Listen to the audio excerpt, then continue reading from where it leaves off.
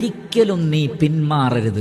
ഒരു കാര്യം തീരുമാനിച്ച് മുന്നോട്ടിറങ്ങിയാൽ വലാ തഅജിസ്, തോറ്റുകൊടുക്കരുത്, ദുർബലത കാണിക്കരുത്, അത് കംപ്ലീറ്റ് ചെയ്യണം. നബി സല്ലല്ലാഹു അലൈഹി വസല്ലം പറയുകയാണ്, അള്ളാഹു ഒരു വിഷയം പൂർത്തീകരിച്ച് ചെയ്യുന്നവരെ അള്ളാഹുവിന് ഇഷ്ടമാണ് എന്നാണ്.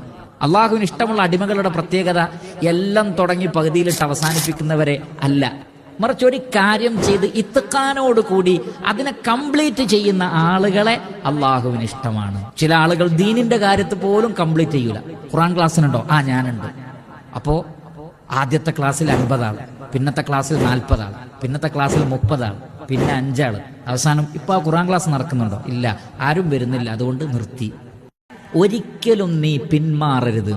ഒരു കാര്യം തീരുമാനിച്ച് മുന്നോട്ടിറങ്ങിയാൽ വലാ തഅജിസ്, തോറ്റുകൊടുക്കരുത്, ദുർബലത കാണിക്കരുത്, അത് കംപ്ലീറ്റ് ചെയ്യും.